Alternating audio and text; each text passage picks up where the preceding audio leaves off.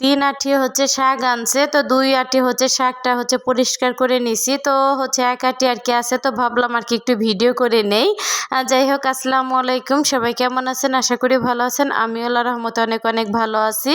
আর এই ডাঁটা শাক দিয়ে কিন্তু হচ্ছে মজার 2টা রান্না করব, তো ফুল ভিডিওটার সঙ্গেই থাকবেন। কি রান্না করি এই ডাঁটা হচ্ছে দিয়ে। তো এই তো 2 মুঠা হচ্ছে শাকটা কিন্তু আমি বেছে নিছি, আর হচ্ছে 1 মুঠা আর কি শাক আছে, তো এই শাকটাও কিন্তু বেছে নেব। আর হচ্ছে একা কিন্তু আমি আর কি পরিষ্কার করি নাই, আমি আর হচ্ছে আমার মেয়ে আর কি দুইজনে হচ্ছে মিলে আর কি পরিষ্কার করছি। ও হচ্ছে পাতাগুলি আর কি ছিঁড়ে দিছে, আর হচ্ছে আমি ডাঁটাগুলি বেছে নিছি। আর এই তো হচ্ছে তো দুপুর থেকে কিন্তু আজকে ভিডিওটা শুরু করছি, কিন্তু রান্না করতে করতে হচ্ছে সন্ধ্যায় আর কি হয়ে গেল। যাই হোক, আর হচ্ছে এই তো শাকগুলি কিন্তু আমি একটু ভাপিয়ে আর কি নিছি। আর এই শাকগুলি কিন্তু না ভাপিয়ে নিলে কিন্তু হচ্ছে তেতো লাগে, একটু ভাপিয়ে হচ্ছে পানিটা ঝরিয়ে রান্না করলে কিন্তু বেশি ভালো লাগে।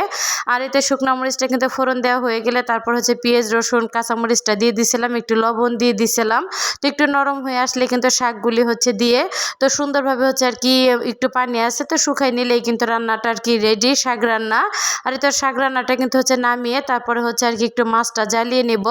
ইলিশ মাছ দিয়ে কিন্তু হচ্ছে ডাঁটা আর কি চচ্চড়ি করব, শুধু ডাঁটা না, ডাঁটার সাথে কিন্তু হচ্ছে 2টা আলু দিছি এবং হচ্ছে 2টা কাঁচকলা ছিল, 2টা কাঁচকলাও দিছি।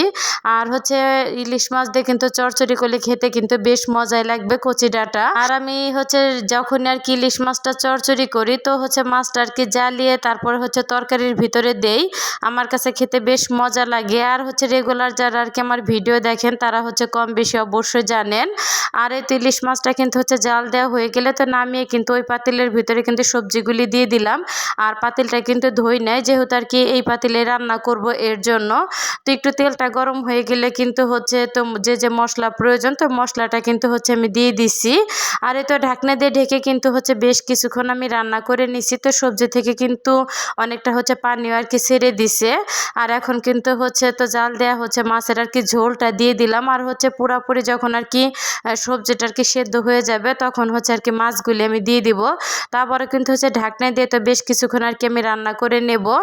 যাই হোক, তো সবজিটা কিন্তু সুন্দরভাবে আর কি সেদ্ধ হয়ে গেছে, তো একটু আর কি নাড়াচাড়া দিয়ে দিতেছি। তো যেহেতু আর কি এই চুলায় রান্না করি একটু বারবার আর কি নাড়াচাড়া দিতে হয় আমার।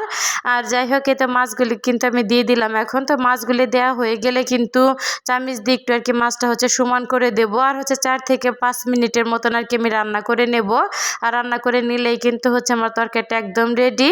আর এই তো আলহামদুলিল্লাহ আমার রান্নাটা কিন্তু হয়ে গেছে, তরকারির কালারটাও যেমন সুন্দর আসছে, মাশাআল্লাহ খেতেও কিন্তু অনেক অনেক মজা হয়েছে। আমার 2টা রান্নায় অনেক মজা হয়েছে, আর মাশাআল্লাহ দিলে মনে হয় যে অনেক দিন পরে অনেকগুলি ভাত খাইছি।